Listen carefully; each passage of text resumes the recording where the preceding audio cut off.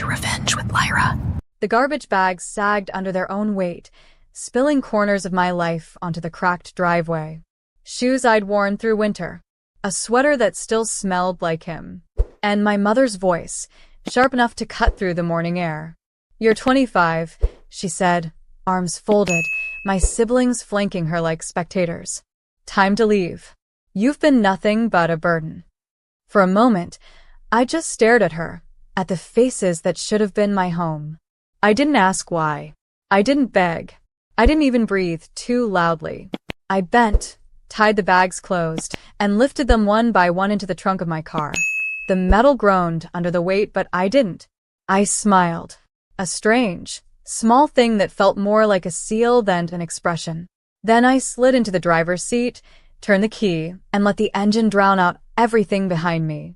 I didn't look back, not once, as the house shrank in the rear view. Somewhere between the first and the 1,000th mile, I told myself, this was not an ending. It was a door, and I would decide who got to knock. 6 months later, I woke to a screen lit with 60 unread messages. The same contact name over and over. The first one read, "Where are you?"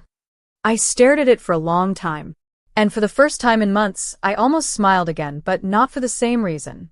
What happens when the people who threw you out realize they've locked themselves out too? I didn't reply. Not that day. Not the next. I just let the messages keep piling up, like the garbage bags they'd left me with. But curiosity has a way of clawing at you. So one quiet night, I opened the thread. Most of the texts were short, frantic. "Call me. It's urgent. We need you." Others were longer, dripping with sudden warmth. The kind that doesn't feel earned. I read them all twice. And then I remembered the way my mother's eyes didn't even blink when she said I was nothing but a burden. The way my sister smirked behind her phone that day. The way my brother shifted his weight like he couldn't wait to watch me drive away. I had left with nothing but my car, a duffel bag, and the strange relief of knowing I didn't owe them anything anymore. And in the months since, I had built something new, brick by careful brick. A one-bedroom apartment that smelled like fresh coffee and lavender candles. A job that didn't make me dread mornings. Friends who never asked me to explain why my family wasn't in my life. They didn't know about the promotion.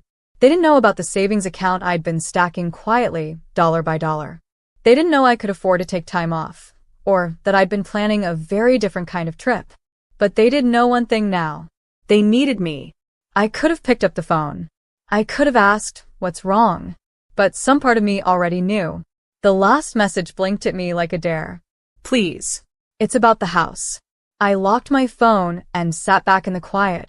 If they thought I was going to rush to fix the mess they'd made, they'd clearly forgotten the day I drove away without looking back. The thing about doors? Once you close them, they don't open the same way twice.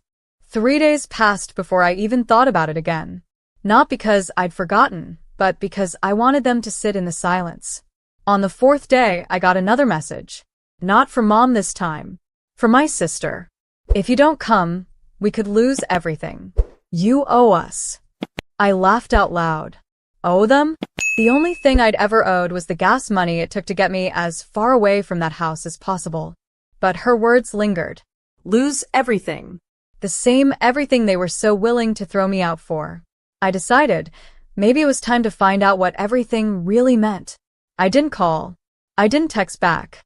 Instead, I took a slow drive through the old neighborhood that evening. The streets felt smaller, the houses older. And there it was, our family home, still standing but different. The paint on the front porch was chipped, the lawn overgrown. The driveway where my life had once been tossed now held a rusted pickup I didn't recognize. Curtains drawn tight. I didn't get out of my car. I didn't knock.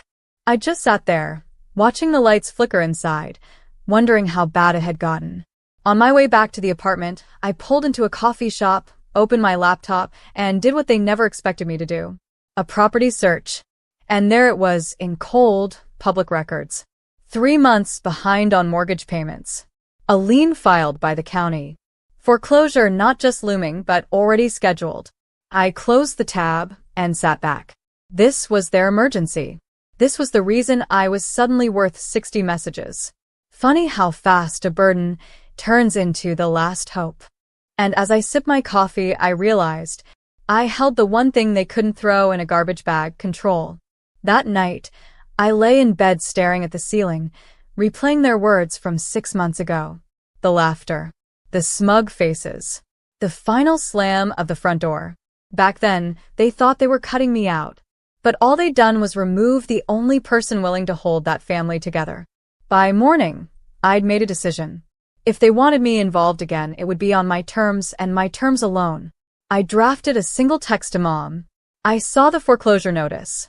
I'll consider helping. Meet me at Parker's Diner tomorrow, 10 a.m. Come alone. Her reply came faster than I expected. Okay, I'll be there. The next day, I arrived early, choosing a booth in the back.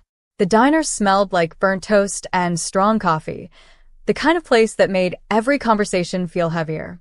She walked in 10 minutes late, looking smaller somehow. Hair unbrushed, dark circles under her eyes.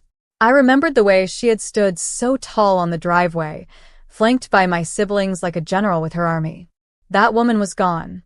We sat in silence for a while, the clink of dishes filling the space between us. Finally, she spoke. We made mistakes, she said, her voice low. But this is bigger than pride now. I sipped my coffee, letting the bitterness settle on my tongue before answering. You made choices, I corrected. And now you're living with them. She didn't argue. She just stared at the table, twisting a paper napkin in her hands. I need $28,000, she said finally. We can pay you back. I almost laughed at the we. There was no we anymore. I leaned forward, my voice calm. I could write that check today. But I'm not a safety net you can cut and patch when you feel like it. Her eyes lifted to mine, searching for the daughter she once could guilt into anything. She didn't find her. And that's when I knew the real revenge wasn't going to be in saving them. It was going to be in showing them I didn't have to. I left her sitting there in that diner, staring at the bill she couldn't afford, and drove straight back to my apartment. I didn't block her number. I wanted her to keep sending messages. I wanted every please and every will make it right to stack up like unpaid debt. By the end of the week, the calls came from all directions: my sister, my brother, even an uncle I hadn't heard from in years. Each one with the same script. The family needs you. Think about your blood. Don't let us lose the house. I thought about it, all right. I thought about the day they tossed my life into plastic bags, about the smirk on my sister's face when she said, "Good luck out there." I thought about how they didn't even bother to ask where I would go that night. No. They'd made their choice. But that didn't mean I wouldn't show up. Just not in the way they expected. The auction date was listed online, 3 weeks away. Public event. Open bidding. If I played this right, I could own the very house they had kicked me out of. It wasn't just about the property. It was about standing in that driveway, holding the keys, and knowing the locks would never open for them again without my permission. I called a lawyer the next morning. Someone who didn't just handle real estate, someone who knew how to make a purchase airtight, untouchable. He didn't ask for the story, and I didn't give it. All he needed to know was that I wanted the house in my name before they even realized what had happened. 3 weeks later, the auction hall was buzzing. I sat in the back row, sunglasses on, hair tucked under a baseball cap. When the auctioneer announced the address, I raised my paddle without hesitation. The numbers climbed fast, but I didn't blink. When the final gavel dropped, it was mine. The same house they'd thrown me out of now belonged to me, and I hadn't even broken a sweat. The notice went up on the front door 2 days later, bold, red letters announcing the change of ownership. I didn't need to be there to see it, but I wanted to. I parked across the street, windows rolled down just enough to hear the shouting. My brother yanked the paper off the door, scanning it like he could somehow read a different name if he tried hard enough. My sister came running out barefoot, demanding to know who bought the place. And then Mom stepped onto the porch. Her eyes locked on the letter in my brother's hand, and I could see it in her face. She already knew. She turned, scanning the street, until her gaze landed on my car. I didn't wave. I just sat there, elbow resting on the open window, letting her see exactly who had come back. She crossed the yard, slow at first, then faster, until she was standing at my door. "You?" she asked, voice cracking between disbelief and anger. I nodded once. Yes, me. For a moment, she didn't speak. Then, "You can't do this to us. We're family." The word family felt like a joke in her mouth. I remembered the driveway, the garbage bags, the sentence that had cut me deeper than anything else. "You've been nothing but a burden." "This isn't me doing something to you," I said calmly. "This is me making sure no one does it to me again." Her eyes narrowed. "So, what now? You throw us out? Make us homeless?" I didn't answer. Instead, I pulled the new keys from my pocket and let them dangle in the sunlight. Her face twisted, but she didn't reach for them. She knew they weren't hers anymore. "I'll give you until the end of the week," I said quietly. After that, I changed the locks. And with that, I rolled up my window, shifted into gear, and drove away, leaving her standing in the street, holding nothing. Word travels fast in small towns, faster when it's about someone losing their home. By the next day, I was getting side glances at the grocery store, overhearing whispers like, "That's the daughter who bought out her own family." I didn't care. Let them talk. In fact, I wanted them to. On Thursday morning, I drove by the house again. This time, there were moving boxes on the porch. My sister was shoving one into the trunk of her car, her jaw tight, eyes red. My brother sat on the steps, scrolling his phone like the world wasn't caving in behind him. Mom appeared in the doorway, clutching a photo frame. For the briefest moment, I almost felt something, guilt, maybe. But then I remembered how easily she'd watched me load my life into garbage bags. By noon, my lawyer confirmed the locks would be changed on Saturday. I decided to make Friday my last visit. When I showed up, they were nearly packed. Mom came out to meet me halfway across the lawn, her face pale. "You've made your point," she said, voice shaking. "You've humiliated us enough. Just sell it back." I tilted my head. "You think this was about humiliation?" Her eyes darted away. "Wasn't it?" "No," I said, my voice low. "It was about making sure I never end up standing where you are now, begging someone you once threw away." She flinched. For once, she didn't have a comeback. That evening, I walked through the empty rooms. The walls still smelled faintly of the home I grew up in, but it felt different, lighter, somehow. Like the house itself was relieved. I stood in the driveway, the same spot where she had told me to go, and realized I wasn't just taking back a building. I was reclaiming every piece of myself they tried to strip away. Tomorrow, it would be mine alone. Saturday morning was crisp and bright, the kind of day that made the air feel sharper. The locksmith's been pulled up right on time, tools rattling in the back. I stood on the porch, watching as the last lock turned with a solid, satisfying click. The house was quiet now. No voices, no slammed doors, no tension humming in the walls. Just stillness.